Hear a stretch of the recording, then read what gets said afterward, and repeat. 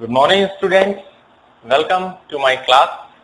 DCA, PGDCA, CPCT या computer से related जो एग्जाम्स हैं उसके लिए हम कुछ क्वेश्चंस बता रहे हैं आपको जो कंप्यूटर के एग्जाम्स को पास करने में आपकी हेल्प करेंगे। अब पहला क्वेश्चन ये आता है कि what do you know about computer. Basically DCA, PGDCA के पेपर में फंडामेंटल्स ऑफ कंप्यूटर होता है एक सब्जेक्ट, और उस पेपर में आपको बहुत इंपॉर्टेंट एक क्वेश्चन मैं बता रहा हूं जो अक्सर एग्जाम्स में पूछा जाता है, वो डेवलपमेंट ऑफ कंप्यूटर।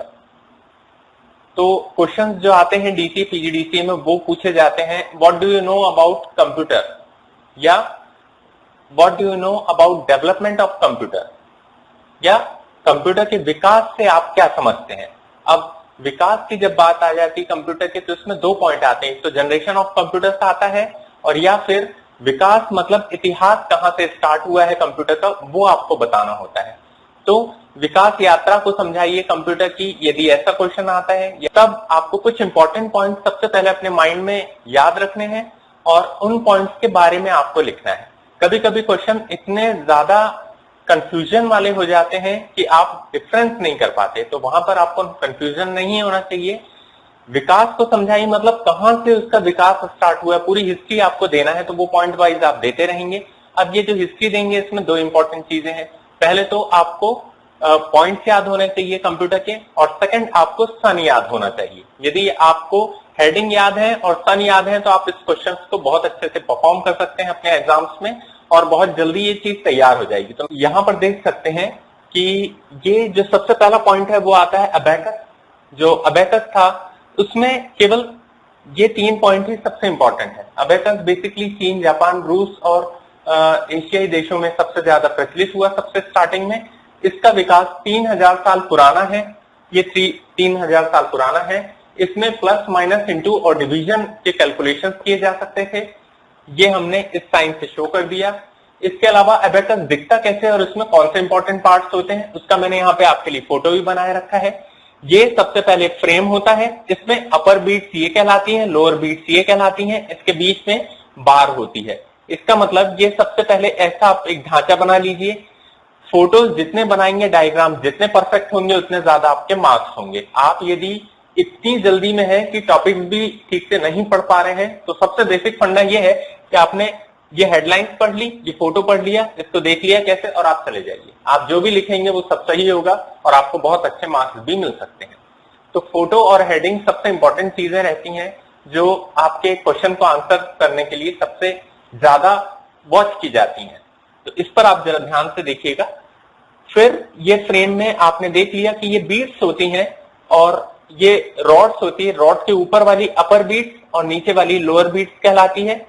ये टोटल जो रहता है फ्रेम कहलाता है, और इस तरह से ये अबेकस होता है। पुराने जमाने में इसी से कैलकुलेशंस किए जाते थे, जो यूनिट प्लेस के अकॉर्डिंग इसे डिसाइड करते थे, अलग अलग करते थे। जैसे कि बीच में एक कह सकते हैं हम कि यूनिट पॉइंट्स होता था, यूनिट पॉइंट्स के यहाँ पर आप 10, 100, 1000, 10,000 इस तरह से ये फ्रेम्स के पॉइंट्स बढ़ते चले जाते थे और कैलकुलेशंस भी वैसी होती थी। तो आपने ये देखा कि किस तरह से अबेकस कैलकुलेशन को परफॉर्म करता है, और इस परफॉर्मेंस के बाद डेवलपमेंट और भी ज्यादा तेज होने लगा। इसके बाद आए हम सेकंड पॉइंट पर, ब्लेस पास्कल। अब ब्लेस पास्कल में कौन कौन से पॉइंट्स थे उसको हम देखते हैं और फिर हम आगे बढ़ेंगे। जो सेकंड पॉइंट है, सबसे पहला पॉइंट था हमारा अबेकस, सेकंड पॉइंट है ब्लेस पास्कल। अब ये जो ब्लेस पास्कल है इसके बारे में इस तरह से हम फोटो बना सकते हैं और इसके बारे में इतने पॉइंट्स हम याद रख सकते हैं। बेसिकली ब्लेस पास्कल कौन थे? ब्लेस पास्कल जो थे वो एक फ्रांसीसी गणितज्ञ थे जो 17वीं शताब्दी में आए। ये एक गणितज्ञ थे, गणित के बारे में इनको बहुत नॉलेज था, और इस कारण से इनके जो कैलकुलेशंस होते थे वो एकदम परफेक्ट होते थे। 1845 में इन्होंने मैकेनिकल डिजिटल कैलकुलेटर बनाया, MDC, मैकेनिकल डिजिटल कैलकुलेटर। अब ये मैकेनिकल था और गणना करता था, ऐसा इनने कैलकुलेटर बनाया। लेकिन इस कैलकुलेटर में क्या क्या होता था, ये केवल प्लस कर सकता था और माइनस कर सकता था, इसके अलावा ये कुछ और नहीं कर सकता था। अब इस कैलकुलेटर को, जो मैकेनिकल डिजिटल कैलकुलेटर है, इसे हम एडिंग मशीन के भी नाम से जानते हैं। तो एडिंग मशीन केवल जोड़ सकती है, घटा सकती है, ऐसी इन्होंने एक मशीन बनाई। कब? 1645 में। जब इन्होंने एडिंग मशीन बना लिया तो फिर ये जो एडिंग मशीन थी ये किस तरह से काम करती थी, ये स्पीडोमीटर या ऑडोमीटर के सिद्धांत पे काम करती थी। आपको पता होगा कि जो गाड़ियां रहती हैं उसमें यदि हम स्पीड नापने जाते हैं या ये देखते हैं कि कितनी गाड़ी चली है, कितने किलोमीटर चली है, तो उसके लिए एक मैकेनिज्म रहता है कि हर एक किलोमीटर के बाद एक डिजिट बढ़ जाती। ठीक उसी सिद्धांत से इन्होंने अपनी एडिंग मशीन का आविष्कार किया था। इसमें भी सेम वही गणित लगता था कि जब एक चक्री पूरी घूम के कंप्लीट कर देती थी तो वो एक मान आगे बढ़ जाती थी। अब मान लीजिए इसे 100 चक्र पूरे करने हैं, तो 100 चक्र जब पूरे हो जाएंगे तब फिर एक ऐड होके यहाँ पे जुड़ेगा। इसके बाद फिर यहाँ यदि 1000 चक्र पूरे हो रहे हैं तो उसके बाद 1000 कंप्लीट होने पर एक डिजिट आगे बढ़ेगा। तो इस तरह से ये ऑडोमीटर और स्पीडोमीटर के सिद्धांत पे कार्य करता था एडिंग मशीन, और ये 1645 में इसने इजाद किया। इन्होंने ब्लेस पास्कल ने। अब ये ब्लेस पास्कल जी गणितज्ञ तो थे, लेकिन ये अपने पिता के साथ उनके ऑफिस में उनकी सहायता करवाने जाया करते थे। जब उन्होंने देखा कि उनके पिताजी जो है वो काफी लंबे लंबे कैलकुलेशंस करते हैं, तो ब्लेस पास्कल जी ने ये सोचा कि क्यों ना मैं एक मशीन ही ऐसी बना दूं जो उनके काम को बहुत इजी गोइंग वे में कंप्लीट करवा दें। तो इस मैथमेटिकल माइंड ने इस तरह से एक एडिंग मशीन बनाई। इस एडिंग मशीन के चलते ये सारे कैलकुलेशंस बहुत इजी हो गए और वो काफी अच्छे तरीके से ऐड और माइनस करना स्टार्ट कर दिया। तो इस तरीके से हमने देखा अबेकस और ब्लेस पास्कल, ये दो पॉइंट्स आपको याद रखने। अब हम देखते हैं थर्ड पॉइंट जो है लूम से रिलेटेड। लूम होता है बेसिकली हथकरघा या फिर जिसको बोलते हैं फैब्रिक्स। अब फैब्रिक्स से मतलब है कपड़ों के ऊपर होने वाली डिजाइनें। वो डिजाइनें कैसे बनती हैं वो आता है हमारे थर्ड पॉइंट में। तो जो जैकॉर्ड लूम्स थे, जैकॉर्ड जोसेफ जो थे, उन्होंने जैकॉर्ड लूम्स के नाम से एक मशीन का आविष्कार किया। अब ये एक तो बुनकर थे, दूसरे मैथ्स में भी इनकी काफी रुचि थी, और इस कारण से इन्होंने एक ऐसी मशीन बनाई जो पंच कार्ड्स पे काम करती है। थर्ड पॉइंट जो हम आने वाले हैं उससे पहले मैं आपको एक बात इंपॉर्टेंट बताना चाहता हूं कि पंच कार्ड्स होते क्या है, क्योंकि अब जो कंप्यूटर है वो स्टार्टिंग में सारा का सारा पंच कार्ड्स पे ही डिपेंड करता है। आप जब भी कुछ पढ़ेंगे स्टार्टिंग में तो आपको लगेगा पंच कार्ड। अब ये पंच कार्ड क्या है, तो चलिए देख लेते हैं कि पंच कार्ड होते क्या है। Punch card basically, punch card जो रहते हैं वो एक स्क्वायर या आयताकार एक गत्ते का टुकड़ा रहता है जो काफी टफ रहता है, और इसमें कुछ होल्स लगे रहते हैं। अब ये जो होल्स रहते हैं इनसे जाके इंस्ट्रक्शन किसी कागज पर चिपकता है। तो जितने अलग अलग प्रकार के पंच कार्ड रहेंगे उनमें अलग अलग इंस्ट्रक्शंस वाले होल्स बने रहेंगे, और इन्हीं होल से जब जाके शाही या पेन किसी कागज पर टच करती है या फिर वायर या धागा इन होल्स से गुजरता है तो वो होल से गुजर के एक नई डिजाइन बनाता है। आपने भी देखा होगा कि कोई स्केल जिनमें अलग अलग तरह के होल्स रहते हैं उनमें यदि पेन को हम घुमा दें तो एक अलग डिजाइन बनके सामने आ जाती है। ठीक वैसे ही आप समझ सकते हैं कि पंच कार्ड जो रहते हैं उनमें एक पर्टिकुलर पैटर्न रहती है जिन पैटर्न को फॉलो करके पहले की कैलकुलेशंस किए जाते थे। तो ये पंच कार्ड इस तरह से काम में आते हैं। तो ये लूम में उनने इस्तेमाल किया था, अलग अलग पंच कार्ड का उपयोग करके अलग अलग फैब्रिक डिजाइनें मुहैया करवाई जा सकती है कपड़ों में। तो फिर ये तो बहुत इंटरेस्टिंग हो गया, और इसी इंटरेस्ट से उन्होंने बहुत सारे पंच कार्ड ऐसे बनाए जिसकी सहायता से पंच कार्ड मशीन के थ्रू कपड़े के ऊपर अलग अलग फैब्रिक्स और अलग अलग डिजाइनों को दिया जा सके। जब ये डिजाइनें छपती थी और धागे के रूप में वो एक पर्टिकुलर डिजाइन बनाती थी तो उनके कपड़े भी बहुत बिकते थे और ये मशीन काफी फेमस हो गई। और इस जैकॉर्ड लूम्स का आविष्कार जो जोसेफ जैकॉर्ड लूम ने किया वो बहुत ही ज्यादा पॉपुलर हो गया। तो चलिए अब हम थर्ड पॉइंट की तरफ चलते हैं और ये देखते हैं कि जैकॉर्ड लूम्स ने एग्जैक्टली क्या किया था। जोसेफ जैकॉर्ड ने 1801 में एक मशीन को आविष्कार किया जिसे जैकॉर्ड लूम के नाम से जाना जाता है। वो जो लूम रहता था वो पंच कार्ड की सहायता से अलग अलग डिजाइनों को सेव करता था। तो आप ऐसा समझ सकते हैं कि जो गैदर्ड करते थे पंच कार्ड, बहुत सारे पंच कार्ड जब यूज कर लिए जाते थे तो उनको एक पैटर्न के लिए रखा जाता था। मतलब कि कपड़ों पे एक स्पेसिफिक पैटर्न बनाना है तो उस तरह के पंच कार्ड आप ले लीजिए, उनका उपयोग कर लीजिए, उनमें से धागा पिरो दीजिए और जिन जिन होल्स में से धागा जाता था वो एक पर्टिकुलर डिजाइन बनाता था, फैब्रिक डिजाइन बनाता था। और इस तरीके से वो पंच कार्ड इनके डिजाइन को सेव करने वाला एक तरीका हो गया। अब इसे यदि कंप्यूटर के क्षेत्र में हम पलटा दें या देख लें या कन्वर्ट कर दें, तो ये जो पंच कार्ड थे, जिस तरह से इनमें पर्टिकुलर होल्स थे और उनसे पर्टिकुलर डिजाइन बनती थी, वैसे ही पर्टिकुलर इंफॉर्मेशन रखने के लिए भी पंच कार्ड का उपयोग किया जाने लगा। आज के जमाने में यदि हम एक हल्का फुल्का एग्जांपल ले लें, OMR शीट, तो आप ये बात जान सकते हैं कि कौन सा आंसर गलत है, कौन सा सही है। जैकॉर्ड लूम ने 1801 में पंच कार्ड का एक पर्टिकुलर डिजाइन बनाया और बाद में पंच कार्ड इंफॉर्मेशन को सेव करने का एक जरिया बन गया जो कंप्यूटर के क्षेत्र में काम आने लगा। तो अब हम इसके बाद इसके आगे के पॉइंट्स को देखते हैं, जिसमें अभी तक हमने देखा सबसे पहले अबैकस, उसके बाद ब्लेस पास्कल, फिर जैकॉर्ड लूम, और लूम मशीन के बाद फिर क्या हुआ, इसके बाद आए चार्ल्स बेबर्स। चार्ल्स बेबर्स की बहुत इंटरेस्टिंग स्टोरी है। चार्ल्स बेबर्स जो थे वो बचपन से ही बीमार बहुत रहते थे, इसलिए इनकी स्टार्टिंग की जो एजुकेशन रही वो इनके घर में ही टीचर्स आ के पढ़ाते थे। इनकी जो पूरी पुरानी एजुकेशन थी, बेसिक एजुकेशन जो थी, वो इनके घर में ही पूरी हुई। जैसे जैसे बड़े हुए, जब ये कॉलेज जाने लगे, तो फिर ट्रिनिटी कॉलेज में इनको दाखिला मिला और ये बहुत ही महान गणितज्ञ भी थे और एक मैकेनिकल इंजीनियर भी थे। इनकी रुचि गणित में भी थी और इस तरह से इनने जब डिफरेंस इंजन का आविष्कार किया सन 1820 में, तो ये स्टार्टिंग स्टेज में डिफरेंस इंजन पूरे तरीके से सक्सेसफुल नहीं था। इसके जो लॉजिक थे वो ठीक से प्रैक्टिकली वर्क नहीं कर पा रहे थे। इसी कारण से इनका जो डिफरेंस इंजन था वो उस वक्त सक्सेसफुल नहीं हुआ। लेकिन इसके बाद 1833 में 1833 में जब इनने एनालिटिकल इंजन का निर्माण किया, तो ये इंजन सक्सेसफुल रहा और इसके पूरे लॉजिक आज के कंप्यूटर का बेस बने, क्योंकि एनालिटिकल इंजन के जो एल्गोरिदम थे वो आज के कंप्यूटर के बेस बने। इसी कारण से चार्ल्स बेबर्स को कंप्यूटर का पिता कहा जाता है और ये बहुत ही एक इम्पॉर्टेंट फैक्ट है। ये अक्सर एग्जाम्स में डीसी, पीजीडीसी या किसी भी कंपटीशन एग्जाम्स में पूछा जाता है कि चार्ल्स बेबर्स को कंप्यूटर का जनक या पिता क्यों कहा जाता है। तो उसका रीजन यही है कि इन्होंने एनालिटिकल इंजन का निर्माण किया, उसका आविष्कार किया और इसके जितने भी लॉजिक थे वो आज के कंप्यूटर का बेस बने। आज जो भी गणनाएं होती हैं वो एनालिटिकल इंजन के बेसिस पर ही होती हैं, उन्हीं लॉजिक को फॉलो करती हैं।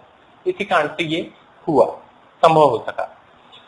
चार्ल्स बेबर्स जो थे, इन्होंने डिफरेंस इंजन 1820 में बनाए। इसके बाद इसके आगे भी डिफरेंस इंजन के बहुत सारे अमेंडमेंट फॉर्म भी आते रहे, लेकिन इनको बेसिक सक्सेस तो मिली एनालिटिकल इंजन जब इन्होंने निर्माण किया उसके बाद। अब ये जो एनालिटिकल इंजन था उसमें सबसे इंपॉर्टेंट चीज ये थी कि वो इजीली कैलकुलेशंस तो करता था, लेकिन ये एनालिटिकल इंजन 13,600 किलोग्राम का था और इसमें 25,000 पार्ट्स लगे हुए थे। इसी कारण से ये बहुत ज्यादा हैवी भी था और बहुत ज्यादा आकार में बड़ा भी था। एनालिटिकल इंजन भले ही आज के कंप्यूटरों का बेस था, लेकिन उस वक्त इसका भार बहुत ज्यादा होने के कारण और आकार बहुत ज्यादा होने के कारण परेशानियों का सामना बहुत ज्यादा करना पड़ा, जिससे कैलकुलेशंस करने में भी दिक्कतें आई। लेकिन इसकी खास बात यह थी कि एनालिटिकल इंजन जो था वो अब किसी भी कैलकुलेशंस को बहुत ही कम समय में कंप्लीट करने की क्षमता रखता था।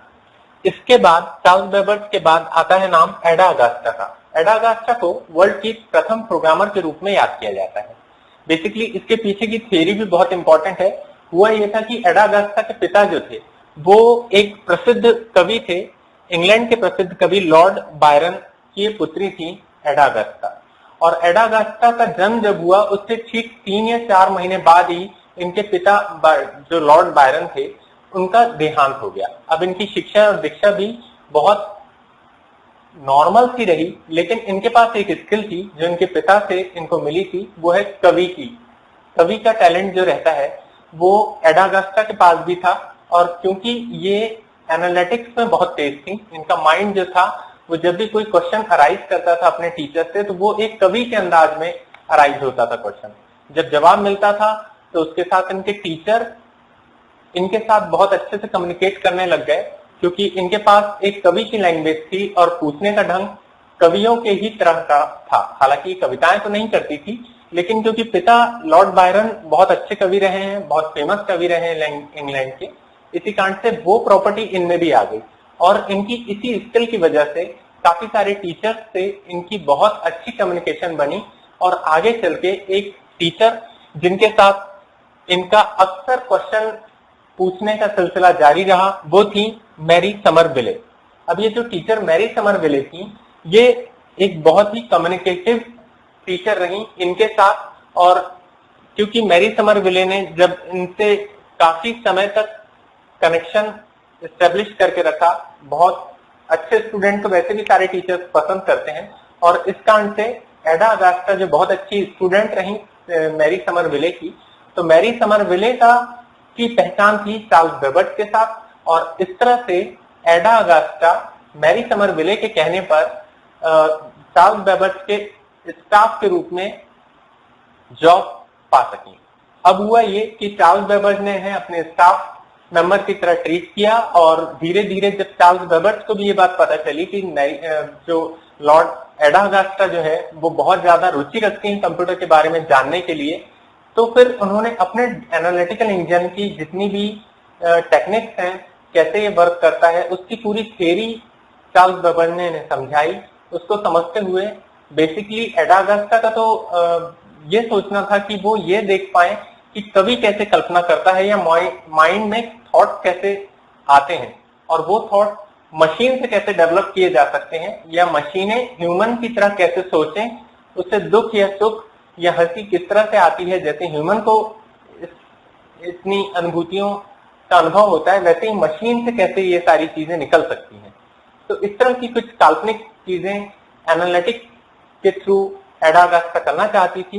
खैर वो तो इनका सपना ही रहा, लेकिन जो एनालिटिकल डिफरेंस इंजन था उसकी पूरी थ्योरी एडा अगास्टा को समझ में आ गई, और आने वाले समय में एडा अगास्टा ने इसका पूरा ए से लेकर जेड तक मतलब अल्फाबेटिकल ऑर्डर में एनालिटिकल इंजन की पूरी थ्योरी को इंग्लिश में ट्रांसलेट कर पाई और थ्योरेटिकल फॉर्म में उस चीज को लिख पाई। इनके द्वारा जो एल्गोरिथम लिखी थी वो जो मेन चार्ल्स बेबर्ट की थ्योरी थी उससे भी थोड़ी बड़ी थी, उससे भी ज्यादा व्याख्यान देते हुए उन्होंने इंग्लिश में इसे कन्वर्ट किया था। किसने?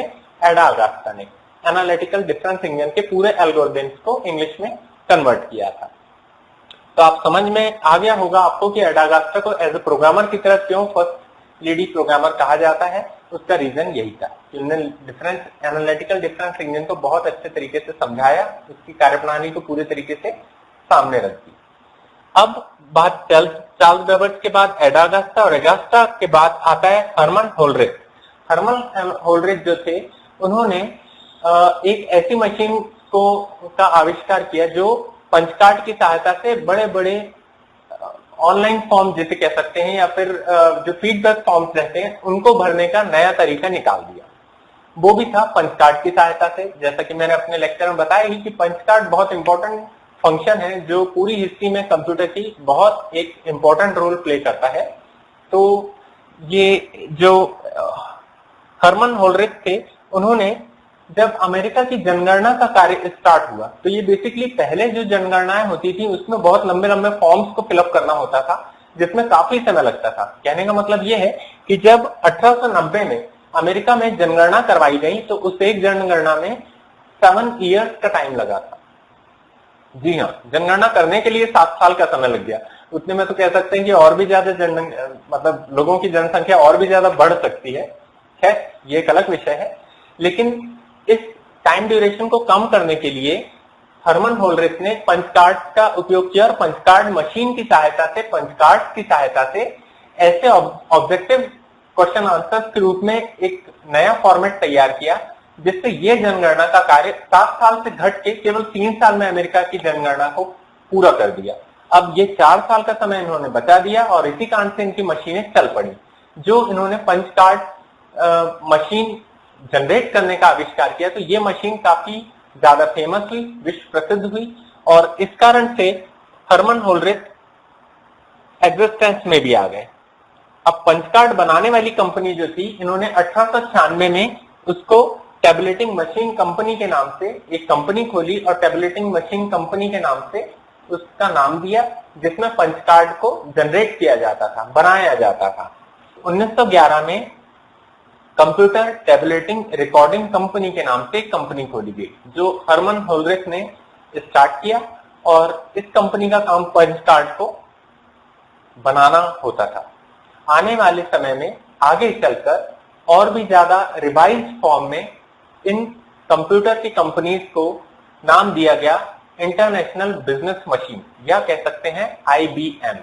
इसके बाद आता है डॉक्टर हॉवर्ड आइकेन और मार्क वन।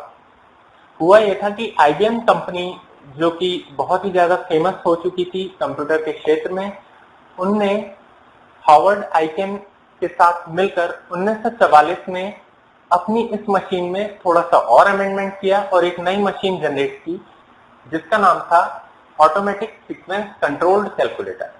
तो IBM कंपनी ने डॉक्टर हॉवर्ड आइकेन के साथ मिलकर सन 1944 में एक नई मशीन को आविष्कार किया और उस मशीन का नाम रखा गया ऑटोमेटिक सीक्वेंस कंट्रोल्ड कैलकुलेटर, जो ऑटोमेटिकली सीक्वेंस को कंट्रोल करती थी ऐसा एक कैलकुलेटर बनाया। इस मशीन में 500 मीटर लंबाई वाले तार उपयोग किए गए और 3 लाख कनेक्शन उपयोग किए गए। आप समझ सकते हैं कितना बड़ा साइज होगा इस मशीन का, जो 500 मीटर लंबी वायर का उपयोग किया गया और 3 लाख कनेक्शन इसमें किए गए। कितना कॉम्प्लेक्स मशीन बनाई गई। लेकिन इसकी खासियत ये थी कि 6 सेकंड में कोई डिजिट को मल्टीप्लाई कर सकती थी और 12 सेकंड में किसी डिजिट का डिवाइडेशन कर सकती थी, भागित किया जा सकता, 12 सेकंड में आंसर आ जाता था। तो इस तरह की एक मशीन बनाई गई थी।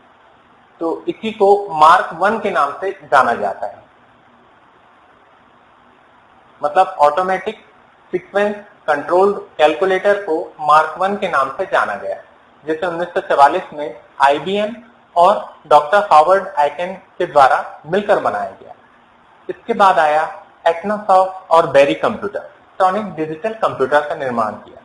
तो इस तरीके से कंप्यूटर का इतिहास आपके सामने है, किस तरह से कंप्यूटर अबेकस से लेके IBM कंप्यूटर और उसके बाद ये वही कंप्यूटर थे जो आज के कंप्यूटर यूज किए जाते हैं। इन दोनों में सेम प्रिंसिपल लागू होते हैं, बस फर्क इतना है कि धीरे धीरे टेक्नोलॉजी नए नए फॉर्मेट में कन्वर्ट होती गई, पहले मैकेनिकल से इलेक्ट्रिकल, फिर इलेक्ट्रॉनिक, और इसके बाद आज आप देख सकते हैं कंप्यूटर कितने फास्ट हो चुके हैं, इनकी प्रोसेसिंग स्पीड कितनी ज्यादा बढ़ चुकी है और इनका शेप कितना छोटा हो चुका है। कि आपको कंप्यूटर की हिस्ट्री जरूर पसंद आई होगी। यदि ये वीडियो आपने पूरा देखा और आपको अच्छा लगा, ये वीडियो यदि इंफॉर्मेटिव है आपके लिए, तो आप इसे प्लीज लाइक, शेयर और सब्सक्राइब करिए। Thank you very much. हम आगे आने वाले सेशन में पढ़ेंगे कि कंप्यूटर की जनरेशन क्या होती हैं और जनरेशन कितनी होती हैं, इसके बारे में और भी ज्यादा डीप नॉलेज लेंगे। Thank you very much.